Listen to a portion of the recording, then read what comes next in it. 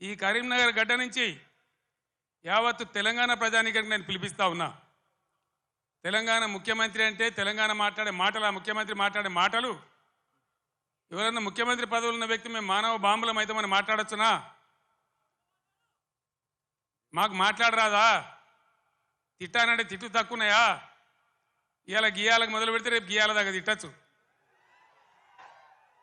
నేను మాట్లాడినా, తెలంగాణ ఉద్యమంలో మాట్లాడినా, తెలంగాణ వ్యతిరేకించిన వాళ్ళను దద్దమ్మలు అన్నా, సన్నాసులు అన్నా, సమైక్యవాదం సమగ్రాభివృద్ధి అంటే సన్నాసులారా ఏది రాని మాట్లాడినా. కానీ ఈ విధంగా 10 ఏళ్ళ ముఖ్యమంత్రికి ఉన్నప్పుడు నా నోటి నుంచి ఒక్క రోజన్నా ఒక సందర్భంలోన్నా ఇటువంటి దురుసు మాటలు మీరు విన్నరా? దయచేసి ఆలోచన చేయాలని నేను చెప్పేది చాలా సీరియస్ మాట. ఎందుకంటే తెలంగాణ రాష్ట్రం తెచ్చుకున్నాం, 10 ఏళ్ళు బ్రహ్మాండమైన పాలన చేసినాం. మీ అందరికీ తెలుసు, తెలంగాణ వచ్చినాడు కొత్త కుండల ఈగదు వచ్చినట్టు, దిక్కు దిశ లేదు, బడ్జెట్ ఎంతో తెలియదు, కరెంటు లేదు, కాలిపోయే మోటార్లు, పేలిపోయే ట్రాన్స్ఫార్మర్లు, మంచినీళ్ళకు అన్నమో రామచంద్ర, రాష్ట్ర వ్యాప్తంగా చేనేత కార్మికుల ఆకలి చావులు, రైతుల ఆత్మహత్యలు, అప్పుల బాధ భరించలేక ఒక భయంకరమైన పరిస్థితులలో ఈ రాష్ట్ర ప్రజలు నన్ను ముఖ్యమంత్రి చేసిన మీరందరూ కలిసి. నేనేమన్నా అన్నానా? ఆంధ్ర వాళ్ళు మోసం చేసిపోయినారు, డబ్బులు లేవు, ఖజానా ఖాళీ అని నా నోట్ల నుంచి ఎప్పుడన్నా మీరు విన్నరా? లంకె బిందెల కోసం వచ్చినామని అన్నానా? ఎవడన్నా ముఖ్యమంత్రి లంకె బిందెలని మాట్లాడచ్చునా? నీకు ఏ పరిస్థితి దొరికిందో ఆ పరిస్థితి మీద ముందటికి ఒక మార్గం వేసుకొని ఎట్లా దాన్ని చక్కగా చేయాలో చేయాలి. మొన్నటిదాకా బీఆర్ఎస్ ప్రభుత్వం ఉన్నది, 10 ఏళ్ళు పనిచేసినాం. ఎస్, ప్రజలు మీకు ఇచ్చిండ్రు, మాకు అభ్యంతరం లేదు, మాకంత ఈర్ష్య కూడా లేదు. నువ్వు మాకన్నా కుడిచేయి పని చేయి, మాకన్నా మంచిగా పని చేయి, మంచి పేరు తెచ్చుకో, మేము పోటీ పడేటట్టు చూసుకో, మాతో పోటీ పడేటట్టు చూసుకో. కానీ ఈ సీరితము, పండబెట్టి తొక్కుతాము, రైతు బంధు అడితే చెప్తోని కొడతాము. ఒక్క మాట దయచేసి మీరు ఆలోచన చేయాలి.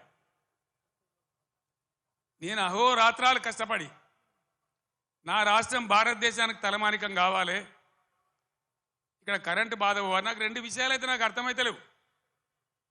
చాలామందిని అడిగిన నేను ఇదేం కథరాబాయ్ అని. మంచినీళ్ళు భగీరథ ప్రయత్నం చేసి 2-3 నెలలు రాత్రి నిద్ర లేకుండా రాత్రి 3 గంటల వరకు కూడా పనిచేసి ఒక అద్భుతమైన పథకం రూపకల్పన చేసి మంచి సోర్సుల దగ్గర పెట్టి నేను ఒక ఛాలెంజ్ చేసిన అసెంబ్లీలో మీకు జ్ఞాపకం చేస్తా ఉన్నా.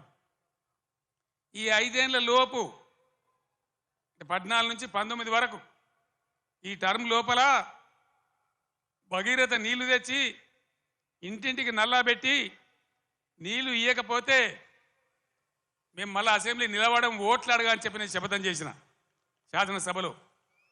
అదే పద్ధతిలో తెచ్చి ప్రతి ఇంటికి ఆదిలాబాద్ గోండుగూడెంలో, నల్లగొండ లంబాడి తండాలో అందరికి కూడా వచ్చే విధంగా ప్రతి ఇంటికి నల్లా ఇచ్చి బ్రహ్మాండంగా మంచినీటి సరఫరా చేసినాం.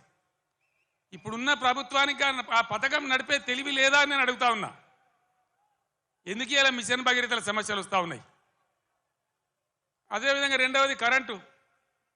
మీ అందరికి తెలుసు, నేను ముఖ్యమంత్రి అయినాడు కరెంటు ఎట్లా ఉండే. ఏడాది అర్థం లోపల దాన్ని బాగా చేసి రెప్పపాటు సెకండ్ పాటు కరెంటు పోకుండా రాష్ట్రంలో అన్ని వర్గాలకు కరెంట్ ఇచ్చినాం. పోచారం శ్రీనివాసరెడ్డి గారు నా పక్కనే ఉన్నారు, ఆనాడు వ్యవసాయ శాఖ మంత్రిగా ఉండిరి. ఆయనకు నేను లక్ష్మీపుత్రుడు అని పేరు పెట్టుకున్నా. ఆయన కాలంలోనే 24 గంటలు రైతులకు ఫ్రీ కరెంట్ వచ్చింది, రైతు బంధు వచ్చింది. కరెంటు కరోనా వచ్చి కాటేస్తే కూడా నేను వేరే ఏవో ఆపినా కానీ రైతు బంధు ఆపలే. వ్యవసాయం జరగాలి, గ్రామాలు నిలబడాలి, రైతాంగం నిలబడాలని కరోనా వచ్చి బాధ పెట్టినా, ఖజానాల డబ్బులు లేకున్నా, అప్పో సప్పో చేసైనా సరే రైతు బంధు ఆపలే. ఇలాగా రైతు బంధు ఏ శాతం అయితే లేదా? కేసీఆర్ జర్ర ఇటు ముఖం మలగంగానే కట్క బంద్ చేసినట్టు కరెంటు బంద్ అవుతుందా? మేము చేసిన దాన్ని 9 ఏళ్ళు ఇచ్చిన దాన్ని ఈ చవడ దద్దమ్మలకు ఇయ్యస్తలేదా? దయచేసి ప్రజలు ఆలోచించాలి. ఇలా మళ్ళీ మీరు కాంగ్రెస్కే ఓటేసినారు అనుకో ఏమంటారు? మేము రైతు బంధు ఇవ్వకున్నా, కరెంట్ ఇవ్వకున్నా, మోటార్లు గాలబెట్టినా, నీళ్లు సరిగా తెచ్చి రైతుల పొలాలు ఎండబెట్టినా మళ్ళీ మాకే గుద్దిను, మాకే ఓటేసినారు అంటారు. 6 గ్యారెంటీలు 3 గ్యారెంటీలు అన్నిటికన్నిటికీ ఎగనామం పెడతారు. ఇది కాంగ్రెస్ చరిత్ర మీరు చూసిందే. ఇప్పుడే చెప్పిన వినోద్ కుమార్ గారు ఇదే అత్యవసరం బీఆర్ఎస్కి ఎంపీలు. ఎందుకంటే ఈ టైంలోనే మీరు కర్రు కాల్చి సురుకు పెట్టకపోతే నిర్లక్ష్యం వచ్చేస్తుంది, అహంకారం పెరిగిపోతుంది. ఇప్పుడు చెప్పుతోని కొడతా అంటే రేపు నిజంగానే కొడతాడు. ఆ విధంగా మోసపోదామా? లేదు బీఆర్ఎస్ గులాబీ జెండా ఎగిరేసి బ్రహ్మాండంగా మన ఎంపీలను గెలిపించి ముందుకు పోదామా? తెలంగాణ సమాజం ఆలోచన చేయాలి. ఏం చేద్దాం? ఏం చేద్దామండి? గులాబీ జెండా ఎగిరేద్దామా? ఈ పార్లమెంట్ ఎన్నికల్లో ఎంత బలంగా గులాబీ జెండా ఎగిరితే ప్రజల పక్షాన కాపలాదారులుగా ఇంతకుముందే వినోద్ గారు చెప్పినట్టు బ్రహ్మాండంగా ముందుకు పోతాం.